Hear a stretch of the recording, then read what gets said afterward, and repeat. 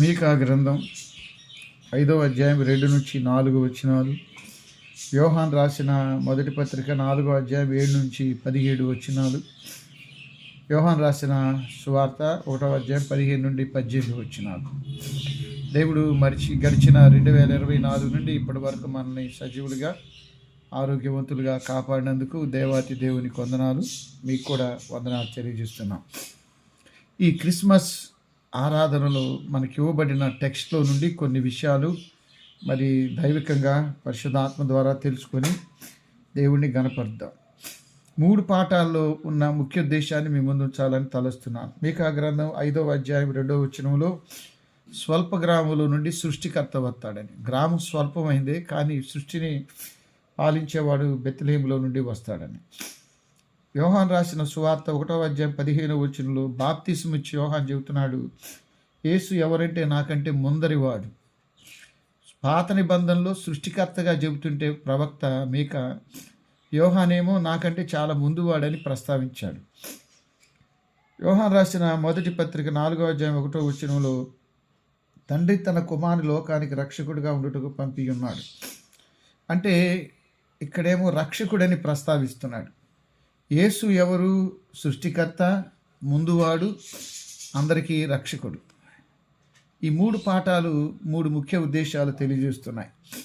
కాబట్టి యోహాన్ ఏమంటాడంటే, మేము కళ్ళార చూచి చెవులార విని చేతులతో తాకి కనుగొని యేసుని గురించి ప్రకటిస్తున్నాం అంటాడు. యోహాన్ రాసిన మొదటి పత్రిక 1వ అధ్యాయం. అనుభవపూర్వకమైన సాక్ష్యం. ఎవరో చెప్పారు చదివామని గాక అనుభవపూర్వకమైన సాక్ష్యాన్ని ఇక్కడ యోహాను ప్రస్తావిస్తూ ఉన్నాడు. మేకాయ అన్న ఒకటే అర్థం, యెహోవా వంటి వాడు ఎవడు అని. యెహోవా వంటి వాడు ఎవడని అర్థం.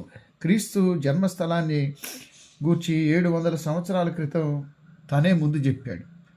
యేసుక్రీస్తు జననాన్ని ఆదికాండం 3వ అధ్యాయంలో స్త్రీ సంతానం నీ సంతానం అని ప్రస్తావించడంతో మొదలవుతుంది. సంఖ్యాకాండంలో యాకోబులో నక్షత్రం ఉదయిస్తుందని, ఆ తరువాత మీకు ద్వితీయోపదేశకాండం 18-16లో నా వంటి ఒక ప్రవక్త పుడతాడని మోషే చెప్పినవి. ఆ తర్వాత సమూయేలు గ్రంథాల్లో కావచ్చు, అనేక గ్రంథాల్లో క్రీస్తు జననాన్ని ప్రస్తావించారు. అత్యధికమైన ప్రవచనాలు మనకి యెషయా గ్రంథంలో కనబడతాయి. 6వ అధ్యాయంలోను, మరి 7వ అధ్యాయం 14లోను, 9వ అధ్యాయం 11వ అధ్యాయం, ఇలా యెషయా గ్రంథంలో అత్యధికమైన ప్రవచనాలు క్రీస్తు జననాన్ని గురించి ఇర్మియా అనేకులు ప్రకటించారు. అయితే ఏ ప్రదేశంలో పుడతాడు, పుట్టడానికి ఆయన ఏ ప్రాంతాన్ని ఎన్నుకుంటారనేది మర్మంగా ఉంది. ఆ మర్మాన్ని చిన్న ప్రవక్త మీకా ప్రస్తావించాడు.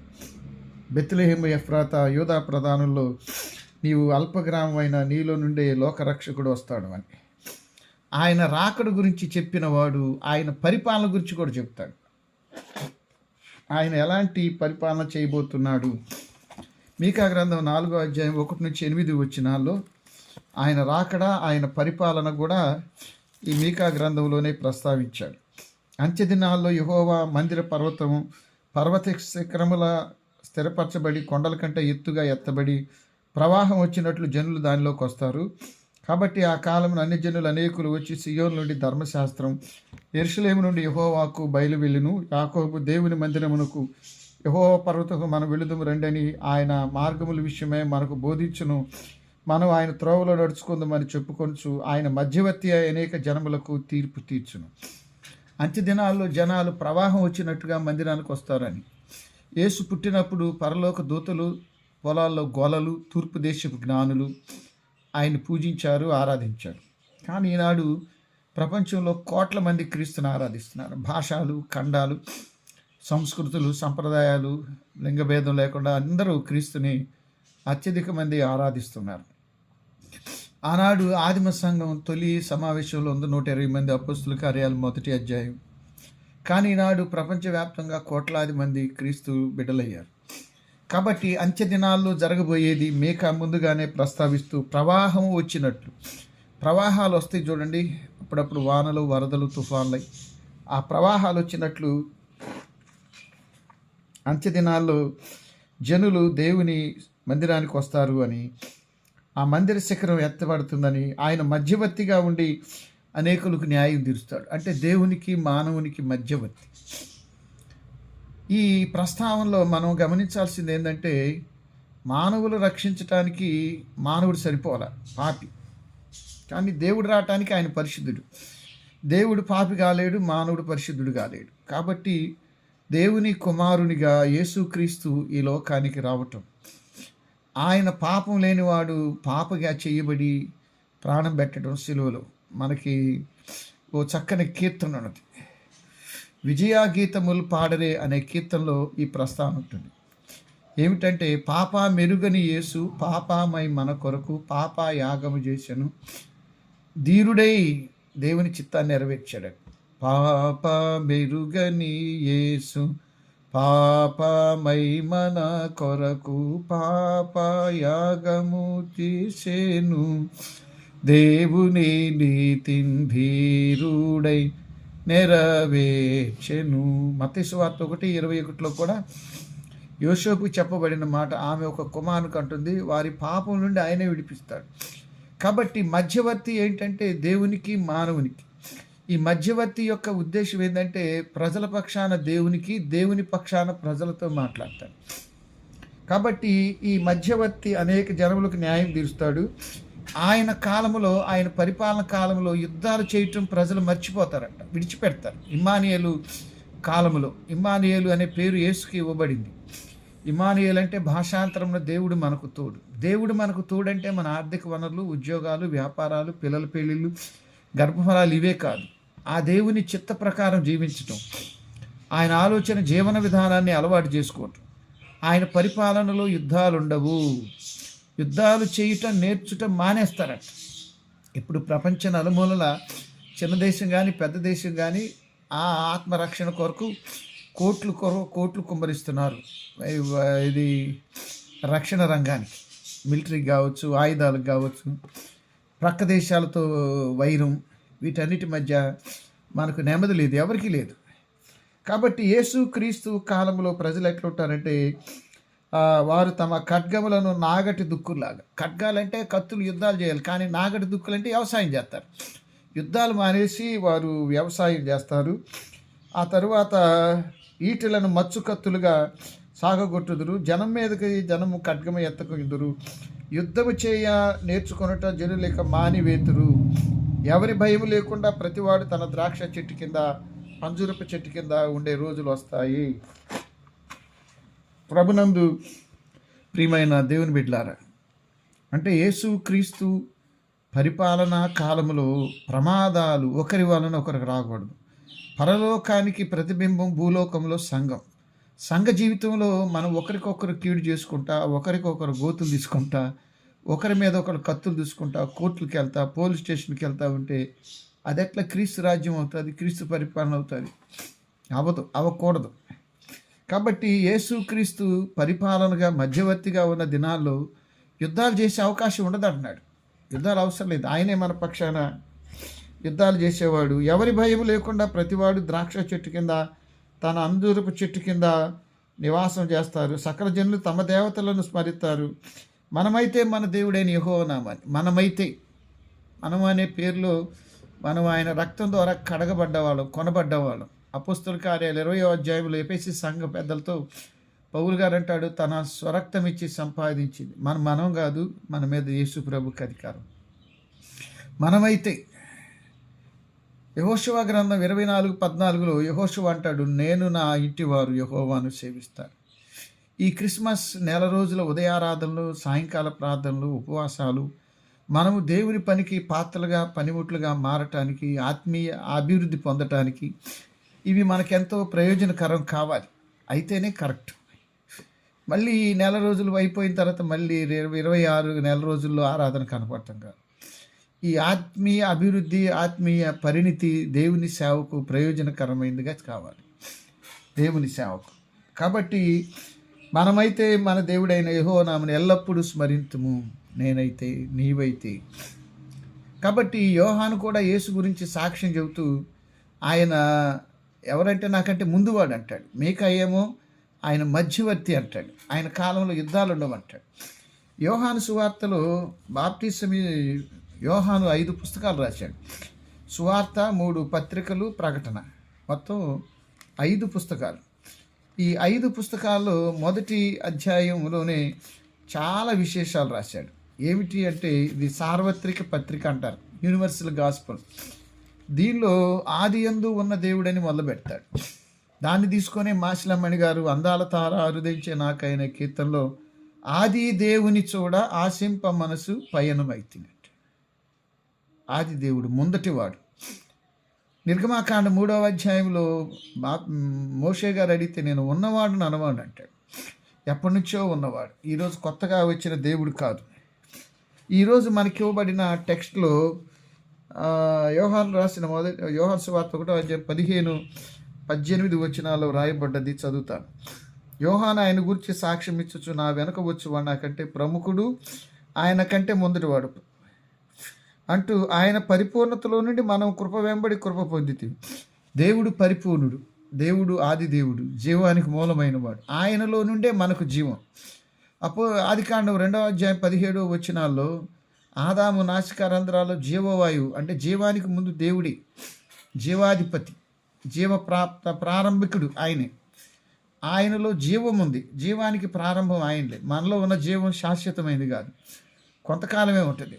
మనం చనిపోతే ఈ జీవం మనలోంచి చెడిపోయింది, మళ్ళీ తిరిగి రాదు. కాబట్టి జీవాధిపతి ప్రభు అయిన యేసు గురించి మాట్లాడుతూ, ఆయన మొదటివాడు, ఆయన పరిపూర్ణలో నుండి మనం కృప వెంబడి కృప పొందితిమి. ధర్మశాస్త్రం మోషే ద్వారా అనుగ్రహింపబడి దేవుని కృపయు సత్యమును యేసుక్రీస్తు ద్వారా కలిగెను. ఎవడైనా ఎప్పుడైనా దేవుని చూడలేదు, తండ్రి రొమ్మున అద్వితీయ కుమారుడే ఆయన్ను బయలుపరచాలి. యోహాను సువార్త 14వ అధ్యాయంలో ప్రభువు నేను వెళుతున్నాను, మీకు స్థలాలు సిద్ధపరుస్తున్నానంటే అప్పుడు పిలుపు అంటాడు, మాకు తండ్రిని కనబరచమంటాడు. అప్పుడు యేసు ప్రభు అంటాడు, ఇన్నాళ్ళు మనం చూస్తున్నావు, నాలో తండ్రిని చూడలేదా అంటాడు. అంటే యేసు ప్రభువే తండ్రి, యేసు ప్రభువే కుమారుడు, యేసు ప్రభువే దేవుడు. ఆయన చూసిన వారు దేవుని చూసినట్టే. కుడి ప్రక్క దొంగ అనుభవాన్ని మాసిలమ్మని గారు చెబుతాడు, ప్రభు యేసుని వదనములో నా దేవుడు కనిపించేది. దేవాతి దేవుడు భూలోకానికి డైరెక్ట్ రాల, కుమారు రూపంలో వచ్చాడు. కాబట్టి ప్రభునందు ప్రియమైన దేవుని బిడ్డలారా, ఈ రాత్రి వేళ యోహాను సువార్త ద్వారా దేవుడు మాట్లాడుతూ చెప్తున్నది, ఆయన ఎవరు అంటే ధర్మశాస్త్రం ఇవ్వబడిన కృప వెంబడి కృప పొందితిని. దేవుడిని ఎవరు చూడలేదు, దేవుడే యేసుక్రీస్తే బయలుపరిస్తేనే మనకు తెలుస్తాడు. ఇంకా ప్రభునందు ప్రియమైన వాళ్ళరా, ఈరోజు మనకి ఇవ్వబడిన ఈ పాఠ్య భాగాల్లో ప్రాముఖ్యమైనది మనం గమనించాల్సింది, ముఖ్యమైన బోధ 4వ అధ్యాయంలో దేవుడు మనల్ని ప్రేమించుచున్నాడు. అంటే పత్రికా పాఠం. యోహాను రాసిన మొదటి పత్రిక 1వ అధ్యాయంలో అనుభవ సాక్ష్యం చెబుతాడు. అంటే పత్రికల్లో ప్రేమ గురించి చిన్నపిల్లలారా అనే ప్రస్తావనలు ఎక్కువగా ఉంటాయి. అంటే యోహాను సాక్ష్యం చెప్పాడు, ఆయన నాకంటే ముందోడని. కానీ ఇక్కడ ఈ సాక్ష్యం ఏంటంటే జీవవాక్యమును గురించి, ఆది నుండి ఏది ఉన్నదో, ఆది నుండి ఏమి ఉన్నదో, ఏదుంది, ఆది నుండి ఉన్నవాడే ఉన్నాడు. మోషేతో చెప్పిన వాడు నేను ఉన్నవాడిని అనువాడిని. అప్పటి నుంచి ఉన్నది ఏది ఉందో దాన్నే మేమేం చేసాము, ఏది ఉండినో, మేమేది వింటిమో, కన్నులారా చూచితిమో, ఏది నిదానించి కనుగొంటిమో, మా చేతులు దేనిని తాకినో అదే తెలియజేస్తాం. అంటే పర్సనల్గా, వ్యక్తిగతంగా క్రీస్తుని అనుభవపూర్వకంగా తెలుసుకొని ప్రకటన చేయటం. కొన్నిసార్లు ప్రార్థన అనుభవాలు లేకుండా ప్రార్థన గురించి చెబుతాం, ప్రేమ లేకపోయినా ప్రేమ గురించి చెబుతాం. క్రీస్తుని అనుభవపూర్వకంగా వీళ్ళు తెలుసుకున్నారు, మా కన్నులు చూశాయి, మా చేతులు తాకాయి, నేను మీకు తెలియజేస్తాను. 3.5 సంవత్సరాల పాటు మీకు లూకాసు వార్తలో ప్రభునందు ప్రియమైన వాళ్ళారా, జ్ఞానులు కన్నవాటిని విన్నవాటిని ప్రచుర పరిచితిని. ఒకసారి మీరు లూకాసు వార్త తీయండి, 2వ అధ్యాయంలో జ్ఞానులు, జ్ఞానులు మత్తయి సువార్త 2వ అధ్యాయం. గొల్లలు మరి దేవుని సందేశం విని తమ మందలను వదిలిపెట్టిలేరు. మందలను వదిలిపెట్టి ఏ కాపరి వెళ్ళడు. యేసు దగ్గరికి వెళ్ళటానికి మందల వారికి అడ్డం కాలేదు. ఈనాడు దేవుణ్ణి ఆరాధించడానికి, ప్రార్థించడానికి, సాయంకాల ప్రార్థనలో పాల్గొనలేకపోవడానికి 100 కారణాలు, కొన్ని మనం తేలిగ్గా తీసేసుకుంటున్నాం. 2వ అధ్యాయంలో వారు చూడండి, ప్రభునందు ప్రియమైన వార్లారా, రాసిన విషయాలు ఏమన్నా 20వ వచనంలో, అంతటా ఆ గొర్రెల కాపలు తమతో చెప్పబడిన తాము విన్న వాటిని కన్న వాటిని ప్రచుర పరిచితిని ప్రకటన చేశారు. గొల్లలైనప్పటికీ దేవుడు వాళ్ళని ఆడుకున్నారు.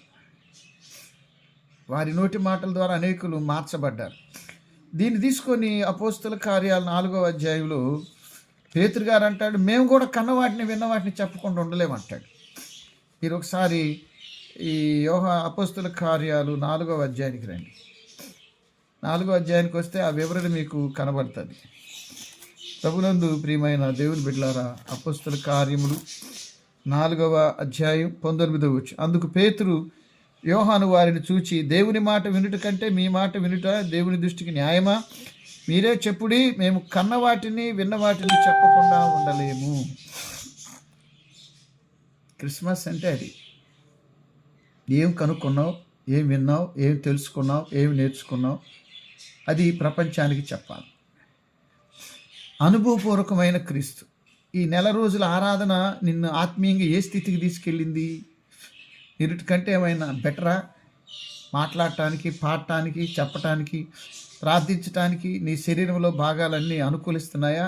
అందుబాటులో ఉన్నాయా? ఒకసారి మనసు ఎక్కడ ఉంటుంది, కాళ్ళు ఏడ ఉంటాయి, చేతులు ఏడ ఉంటాయి, అందుబాటులో ఉండవు, మన స్వాధీనంలో ఉండవు. మరి 3.5 సంవత్సరాలు ప్రభుత్వం నడిచిన శిష్యులు ప్రపంచ నలుమూలకెళ్ళి సువార్త చెప్పారు. కాబట్టి పేతురు అంటాడు, మేము కన్నవాటిని విన్నవాటిని చెప్పకుండా ఉండలేం. యోహాను కూడా తన పత్రికలో, అంటే మొత్తం 5 పుస్తకాల్లో సువార్త, 3 పత్రికలు, ప్రకటన, మొత్తం 4, 5. ఇక్కడ యోహాను గారు అంటాడు, మేము క్రీస్తుని కనులారా చూసాం, చెవులారా విన్నాం, చేతులతో తాకాం, అదే మీకు తెలియజేస్తున్నాం. ఇది అనుభవపూర్వకమైన క్రీస్తు. 4వ అధ్యాయం 7 నుండి 17 వచనాల్లో ఒకరినొకరము ప్రేమితం. ఇక్కడ మీకు 24 సార్లు దాదాపు ప్రేమ అనే పదాన్ని గురించిన ప్రస్తావన ఉంటుంది. ఎందుకు వచ్చిందంటే, సంఘములో ఎలా ఉండాలి, యుద్ధాలు చేసుకోకూడదని కదా మేక 4వ అధ్యాయంలో చెప్పింది. సంఘ జీవితం పరలోకానికి ప్రతిబింబం. సంఘాల వర్గాలు, కుటుంబాల వర్గాలు, భార్యాభర్తల వర్గాలు, అన్నదమ్ముల వర్గాలు. మళ్ళీ మనం క్రైస్తవులు అంటే ఎలా? అది కుదరదు, దేవుడు అంగీకరించడు. కాబట్టి ప్రభునందు ప్రియమైన దేవుని బిడ్డలారా, ప్రేమ కలిగి ఉండాలి. ప్రేమ దేవుని మూలముగా కలుగుతున్నది. ప్రేమించువా ప్రతివాడు దేవుని మూలంగా పుట్టినవాడే. మీకు కొరింథీయులకు రాసిన మొదటి పత్రిక 13వ అధ్యాయంలో ప్రేమ గురించి కొన్ని విషయాలు ప్రస్తావిస్తాడు. ఎందుకు కొరింథీ పత్రికలో పౌలు గారు చెప్పాడు అంటే, కొరింథీ ప్రాంతం బాగా లోకానుసారమైనది, శరీరానుసారమైనది. కొరింథీ ప్రాంతానికి సహజ ఓడరే ఉంది. అందువలన ఓడలు రావటం, సరుకులు తీసుకెళ్ళటం, వ్యాపారం, దాంతోపాటు జీవనోపాధి, దానికోసం అనేక ప్రాంతాల నుండి ప్రజలు అక్కడికి రావటం. రోమా ప్రభుత్వం రాబడి కోసం, ఈ వ్యాపారం కోసం అనేక ప్రాంతాలను కలుపుతూ కొరింథీకి రహదారులు వేసింది. అందువలన మిక్స్డ్ రేస్, రకరకాల ప్రజలు అక్కడ ఉండేవారు. ఆ కోణంలో అక్కడ పాన్ దేవత, కామదేవత ఆరాధన ఒకటి ఉంది. ఆ దేవత ఆరాధనకు ప్రజలు వెళ్తారు. మీరు మొదటి కొరింథీ పత్రిక 5వ అధ్యాయంలో మీలో జారత్వం అన్నది అని పౌలు అంటాడు. వీళ్ళు అక్కడికి వెళ్తున్నారు, ఇక్కడికి వస్తున్నారు. పౌలు గారు అంటాడు, అలా ఉండకూడదు, అలా ఉండకూడదు. దేవుని దగ్గరికి వచ్చే బిడ్డలు ప్రత్యేకంగా ఉండాలి. ప్రకటన గ్రంథం 2వ అధ్యాయంలో ఎఫెసీ సంఘాన్ని గురించి పౌలు అంటాడు, నీలో ఒక లోపం ఉందంటాడు. మరి మనలో ఎన్నెన్ని ఉన్నాయో. కాబట్టి అవన్నీ సరి చేసుకోవటం, క్రీస్తుకి సాధనంగా మారటం ఈ క్రిస్మస్ యొక్క ముఖ్య ఉద్దేశం. ప్రేమ కలిగి ఉండాలి. ఆ 13వ అధ్యాయం మొదటి కొరింథీ పత్రికలో అంటాడు, విశ్వాసం కలిగిన, కొండలు పెకలించే విశ్వాసం ఉన్న, కాల్చడానికి శరీరం ఇచ్చిన, ఆస్తి అంతా పేదలకు ఇచ్చిన, ప్రేమ లేనివాడు వ్యర్థుడే. ఆ తర్వాత విశ్వాసము, నిరీక్షణ, ప్రేమ, ఈ 3 ఉంటాయి. వీటిలో ప్రేమ శాశ్వతమైనది. కాబట్టి క్రీస్తు లోకరక్షకుడిగా వచ్చిన ఉద్దేశం ఆయన ప్రేమను మనకు పంచటం, ఆయన ప్రేమకు ప్రతినిధులుగా మనం జీవించటం. కాబట్టి దేవుడు ప్రేమస్వరూపి. ప్రేమ లేనివాడు దేవుణ్ణి ఎరుగడు. మన ప్రేమ స్వార్థ పక్షాన, నశించుతున్న ఆత్మల పక్షాన, అనాథలు, అభాగ్యుల పక్షాన మనకు ప్రేమ ఉండాలి. దేవుని బిడ్డలకు ప్రత్యేకమైన లక్షణం ఉండాలి. యెరూషలేములో సువార్త మొదలైతే అక్కడే ఉండాల ప్రజలు. సేవకులు, కాపర్లు. అది వదిలిపెట్టి దేశ విదేశాలకు వెళ్ళారు, ఖండాంతరాలకు వెళ్ళారు. భిన్న భాషలు, సంస్కృతులు, సంప్రదాయాలు, భాషలు దాటుకుంటూ సువార్త ప్రపంచవ్యాప్తంగా విస్తరించింది. వాళ్ళు అక్కడే ఉంటే సువార్త ఇక్కడ దాకా రాదు కదా. జిగిన్బా ఫ్లూచ్ తమిళనాడు రాకపోతే తమిళనాడు ఎప్పుడు రక్షించబడింది. ఫాదర్ హైర్ గుంటూరు రాకపోతే, విలియం కేరీ అది వెస్ట్ బెంగాల్ వెళ్ళకపోతే ఇన్ని భాషల బైబిల్ ఎక్కడ తర్జుమయ్యాను. కాబట్టి ఈ క్రిస్మస్ అనేది ముగింపు ఆరాధనలో సాక్షి జీవితం, దేవుని పనికి పాత్రలుగా. మన చుట్టూ ఎన్నో ఆత్మలు నశించిపోతున్నాయి, ఎంతోమంది నిజదేవుని తెలియకుండా ఉంటున్నారు. కాబట్టి మనం ఆ నిజదేవుని తెలుసుకునేలాగా, దేవుణ్ణి సేవించేలాగా మనము ఆయనకు పాత్రలుగా, పనిముట్లుగా వాడబడాల్సిన అవసరం ఉంది. దేవుని సేవకు దేవుడు ఎవరినైనా వాడుకుంటాడు. ధనవంతులు గొప్పవారు కాదు, శిష్యులందరూ చేపలు పెట్టేవారు. అవునా? చేపలు పెట్టేవారిని దేవుడు ఎన్నుకున్నాడు. అలాగే ప్రభునందు ప్రియమైన వాళ్ళరా, పాత నిబంధనలో గొర్రెలు కాసే రావుని తెచ్చి రాజుని చేశాడు. మనకి 1865, 1936 మధ్య ఓ చక్కని కీర్తన బాగా ప్రసిద్ధిగాంచింది. లాలి లాలమ్మ లాలి, లాలి అని పాడరే బాలయేసునకు. వాస్తవంగా వాళ్ళు క్రైస్తవులు కాదు, వీళ్ళు నెల్లూరు ప్రాంతానికి చెందినటువంటి వ్యక్తులు. వారు అంతకుముందు అసలు పేర్లు ఏమిటంటే, వారి ప్రభునందు ప్రియమైన వాళ్ళారా, రంగయ్య,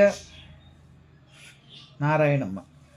ఇవి 2 పేర్లు, రంగయ్య, నారాయణమ్మ. వీళ్ళు నెల్లూరు తమిళనాడు ప్రాంతం నుండి ఈ గుంటూరు ప్రాంతానికి వచ్చి ఏసీ కాలేజీ ముందు పాటలు పాడుతూ వెళుతుంటే గందొర గారు, అంటే మనకి 2వ మిషనరీ ఫాదర్ హై తర్వాత, ఆయన అక్కడికి వెళుతూ ఆ కీర్తన వింటాడు. ఆ కీర్తన విని ఎంతో మాధుర్యంగా పాడారు, చాలా అందంగా పాడారు. ఆయన ఆ కాలేజీలో తీసుకెళ్ళి యేసు ప్రభు యొక్క జనన వృత్తాంతం అంతా చెప్పి కీర్తన రాయమన్నారు. అప్పుడు రాసిన కీర్తనే లాలి లాలమ్మ. ఏసీ కాలేజీలో కూర్చొని రాసింది. మనలో చాలామంది ఏసీ కాలేజ్ స్టూడెంట్స్ ఉండి ఉంటారు.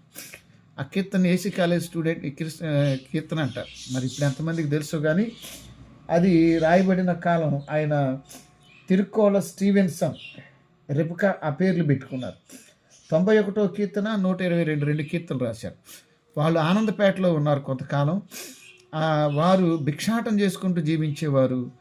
వారికి దేవుడు చేసిన గొప్ప మేలు ఏమిటంటే, ఆ కీర్తన రాయటాన్ని బట్టి మరి గంధొర గారు వారిని దగ్గరికి తీసి వాళ్ళకి చదువు నేర్పి, మరి ఆ రోజుల్లో గుంటూరులో LEM స్కూల్, స్టార్ స్కూల్కి ముందు ఏముండేదంటే లూథరన్ మిషన్ స్కూల్ ఉండేది బారూరుకి. అది అసలు లూథరన్ మిషన్ స్కూల్.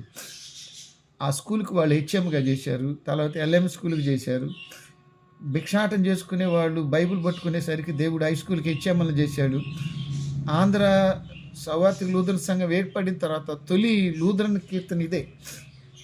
మనకి బేతాళ జాన గారు రాసిన కీర్తన చాలా ఉన్నాయి. అన్ని కాలంలో సంతోషించుడి, చాలా కీర్తన, పరిశుద్ధాత్మను గోరుమా, ఇలా చాలా రాశాడు. కానీ లూథరన్ సంఘానికి తొలి కీర్తన అంటే మన రచయితలు రాసిన పాఠం మనకు ఆనందం కదా. కాబట్టి ఇక్కడ స్టీవెన్సన్, తిరుక్కోళ్ళ స్టీవెన్సన్, రెబ్కా, వీళ్ళిద్దరూ మరి ప్రధాన ఉపాధ్యాయులుగా పనిచేయటం జరిగింది. పూర్వకాలం జీవనోపాధి కోసం సితార్ తీసుకొని వీధుల్లో భిక్షాటం చేసుకునేవారు. హై స్కూల్ HMగా చేశారు. మళ్ళీ గొప్ప కీర్తన రాశారు. వాళ్ళ కుటుంబం దేవునిలో బలపడి వాళ్ళకి ఇచ్చిన టాలెంట్తో వాళ్ళు రాసింది వాళ్ళు చనిపోయిన తర్వాత కూడా పాడుకుంటున్నాం. మనం దేవుని కోసం చేసే సేవ మనం చనిపోయిన తర్వాత కూడా బతికుంటారు. పుస్తకాలు రాయని, కీర్తనలు రాయని, దేవాలయం చేయని, సేవకులు చేయని, అవి తరతరాలు అలాగే ఉంటాయి. ప్రభునందు ప్రియమైన దేవుని బిడ్డలారా, క్రీస్తు పుట్టుక ముందు చాలా కీర్తనలు ఉన్నాయి. కానీ లాలి లాలమ్మ అనే కీర్తన పాడకుండా ఏ చర్చిలో కూడా క్రిస్మస్ పూర్తి కాదు, ఏ చర్చిలో కూడా. కాబట్టి దేవుని పనికి సాక్షులు కావాలి, సాధనాలు కావాలి, పనిముట్లు కావాలి. అలాగున జీవించటానికి పరిశుద్ధాత్మ దేవుడు తన ఆత్మ సహాయాన్ని మనకు దయచేయునుగాక. సమస్త జ్ఞానకు మించిన దేవుని సమాధానం యేసు క్రీస్తు వల్ల మీ హృదయములకు తలంపులకు కావలి ఉండునుగాక.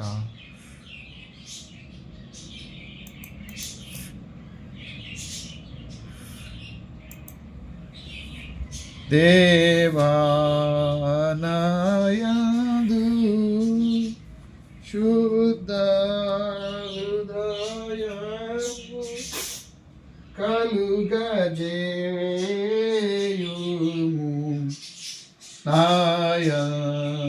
అంతరంగములో స్థిరమైన మనసును తనముగా పుట్టించుము. నీ సన్నిధానములో నుండి నన్ను త్రోసివేయకుము. నీ పరిశుద్ధాత్మను నా యొద్ద నుండి తీసివేయకుము. నీ రక్షణానంద పూనా కుమారాల పుట్టించుము. సమాధి గల మనసును కాలుగజేసి నన్ను దృఢపరచుము.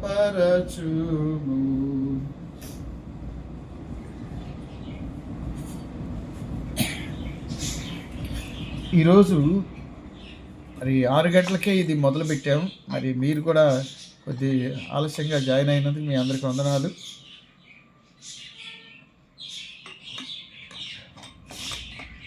తలలు వచ్చి ప్రార్థన చేసుకుందాం. పరిశుద్ధుడు అయిన తండ్రి, గడిచిన 2024 క్రిస్మస్లో నుండి 2025 క్రిస్మస్ వరకు మమ్మల్ని సజీవులుగా ఉంచారు, ఆరోగ్యవంతులుగా ఉంచారు. ఈ మధ్యకాలంలో నీ సన్నిధికి చాలామంది పిలువబడ్డారు నాయన. మరి వారి కుటుంబాల్లో దుఃఖం, విచారం ఉంటుంది. వారిని ధైర్యపరచండి, ఆదరించండి. అలాగే ఈ రాత్రి వేళ ఈ వాక్యం విన్న బిడ్డలను ధైర్యపరచండి. మరి క్రీస్తు ఈ లోకానికి ఆయన సృష్టికర్తగాను రక్షకునిగాను అందరికంటే ముందుగా ఉన్నవానిగా ప్రస్తావించబడ్డారు. ఆయన పరిపాలన కాలంలో యుద్ధాలు ఉండవని, నెమ్మది సమాధానం ఉంటుందని ఆయన గురించి బాప్తీసం ఇచ్చి యోహాను చెప్పిన సాక్ష్యం, అని శిష్యుడైనటువంటి యోహాను చెప్పిన సాక్ష్యం, ఆది నుండి జీవవాక్యం ఏది ఉన్నదో మేము కన్నులారా చూసాం, చెవులారా విన్నాం, చేతితో తాకి కనుగొన్నాము అని. మరి ఆనాడు యెరూషలేములో క్రీస్తుని ఆరాధించింది కేవలం పరలోక దూతలు, తూర్పు దేశపు జ్ఞానులు, గొల్లలు. ఈనాడు కోట్లాది మంది క్రీస్తుని ఆరాధించడానికి ఎంతోమంది మిషనరీలు, సేవకులు ప్రపంచ నలుమూలకి వెళ్ళారు. అపొస్తలుల కార్యాలు 1వ అధ్యాయంలో 120 మందితో ప్రారంభమైన ఆదిమ సంఘం ఈనాడు ఖండాంతరాల్లో, భాషాంతరాలలో మరి ఎన్నో చోట్ల ఆయన సువార్త ప్రకటించబడుతుంది. భారతదేశానికి తోమా దగ్గర నుండి జిగ్న్బా ఫ్లూచర్, విలియం కేరీ, ఫాదర్ హైర్ ఎందరో త్యాగాలు చేశారు. ఇంకా ఉత్తరప్రదేశ్, మధ్యప్రదేశ్, మహారాష్ట్ర, ఛత్తీస్గఢ్, ఒరిస్సా, మణిపూర్లో దారుణమైన హింస, నైజీరియాలో హింస, మరి ఉత్తర కొరియా అయితేనే ఆఫ్ఘనిస్తాన్లో కూడా సువార్తకు వ్యతిరేక పరిస్థితులు. ఇంకా బూదిగంతాల్లో ఎంతో సువార్త అందించాలి, పనివారు కావాలి, కోతకు పనివారు కావాలి. కాబట్టి మంచి సేవకులు కావాలి. ఆయన అనేక మంది తల్లిదండ్రులు బిడ్డల్ని ఇవ్వాలి, వారు సువార్తను బోధించాలి. అలాగే నాయన క్రీస్తుని చూసినటువంటి మరి తూర్పు దేశపు జ్ఞానులు మరొక మార్గాన క్రీస్తుని ప్రకటిస్తూ వెళ్ళారు. గొల్లలు కూడా కన్నవాటిని విన్నవాటిని ప్రకటన చేశారు. పేతురు కూడా మేము కన్నవాటిని విన్నవాటిని ప్రకటించకుండా ఉండలేమన్నారు. ఈ రాత్రి వేళ మేము అనుభవపూర్వకంగా తెలుసుకున్న క్రీస్తు మా రక్షకునిగా, మా దేవునిగా ఎంతోమంది పాపంలో చనిపోతున్నారు. వారి ఆత్మలు పాతాళంలోకి వెళ్తాయి. ఆయన అగ్ని చారదు, పురుగు చావదు, అగ్ని ఆరదు. కాబట్టి భూమి మీద ఎంతోమంది మా చుట్టూ రక్షణ లేకుండా ఉన్నారు. పాట ద్వారా అయినా, ప్రార్థన ద్వారా అయినా, వాక్యం ద్వారా అయినా ఏదో ఒక రూపంలో వారికి సువార్తను బోధించి వారి రక్షణలోకి రావడానికి, నాయన చల్లారిపోతున్న ఆత్మీయ జీవితాన్ని వెలిగించడానికి, అనేక సంఘాలు ఆత్మీయంగా బలహీనపడుతున్నాయి, మళ్ళీ బలపరచడానికి. మరి భారతదేశంతో పాటు అనేక చోట్ల హింస జరుగుతుంటే ఆ హింసలో నుండి కాంగాన్ని కాపలను కాపాడండి. మరి క్రీస్తు కుటుంబంలోనూ నాయన మేము పనిచేస్తున్న ఫాదర్ హయ్యర్ లూథరన్ సంఘంలోనూ ప్రతి కుటుంబాన్ని దీవించండి. వారి ఆరోగ్య విషయాల్లో, ఆత్మీయ జీవితంలో మీరు ఉండండి. ప్రతి రాత్రి జూమ్ ద్వారా, ఫేస్బుక్ ద్వారా మరి 7 to 8 ప్రేయర్లు జరుగుతున్నాయి. దీని ద్వారా ప్రతి కుటుంబంలో ఒక ఆదరణ, ధైర్యం ఏర్పడుతుందని మేము నమ్ముకుంటున్నాం. ఎన్నో కుటుంబాలు ఆ శాంతితో అలవటించడానికి, వ్యాధి బాధల్లో ఉండిపోవటానికి, నాయన ఊహించని మరణాలు, శోధనలు ఎదుర్కోవటానికి కారణం ప్రార్థన లేకపోవటం, దేవునితో గడపలేకపోవటం. ఎన్నో కుటుంబాల్లో సాయంకాల ప్రార్థనలు, ఉదయకాల ప్రార్థన ఉండట్లేదు నాయన. మరి ప్రార్థన చేసుకొని నిద్రపోతే అది ఎంతో నెమ్మది. ప్రార్థన చేసుకొని దినచర్యను ప్రారంభిస్తే దినమంతా దేవుని కాపుదల్లో ఉంటాం. కాబట్టి ఈ క్రిస్మస్ నుంచి ఒక మంచి నిర్ణయం తీసుకోవటం. తిరుక్కోళ్ళ స్టీవెన్సన్, రెబ్కాలు నాయన భిక్షాటం చేసుకునే వారి ద్వారా దేవుడి సేవ ప్రకటించబడింది. 91 కీర్తన 122. ఆ 2 కీర్తనలు తెలుగు క్రైస్తవులు ఉన్నంతకాలం పాడుకోదగ్గవి. వాళ్ళు లేరు, కానీ వారి పని ఇంకా జీవించే ఉంది. ఈ లోకంలో దేవుని బిడ్డలుగా మేము నీ కొరకు జీవించాలి. సువార్త ప్రకటనలో, ఆత్మ సంపాదనలో, అనాథలు, అభాగ్యులు మరియు వెధవరాండుకు చేసే సేవలో మీరు మాకు తోడై ఉండండి. ఈ రాత్రి వేళ అయిన భారతదేశం ముఖ చిత్రంలో కూడా గొప్ప మార్పులు వస్తున్నాయి. కాబట్టి క్రైస్తవ్యానికి ప్రమాద గంటికలు మోగుతున్నాయి. ఆయన పేతుని చెరసాల పెడితే సంఘం ఆసక్తిగా ప్రార్థించింది.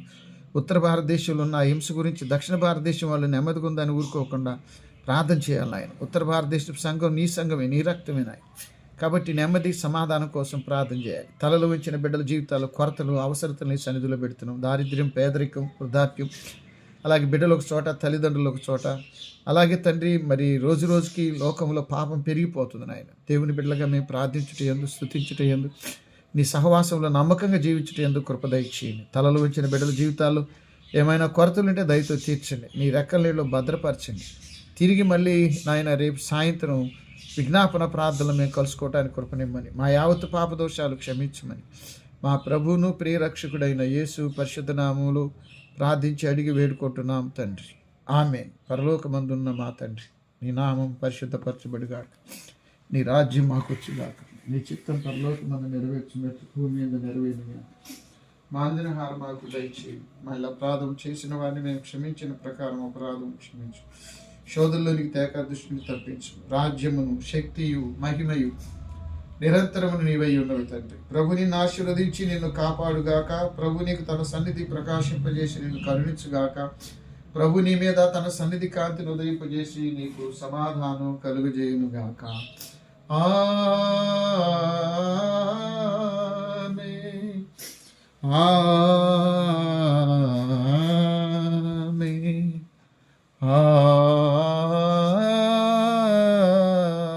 ఆమేన్.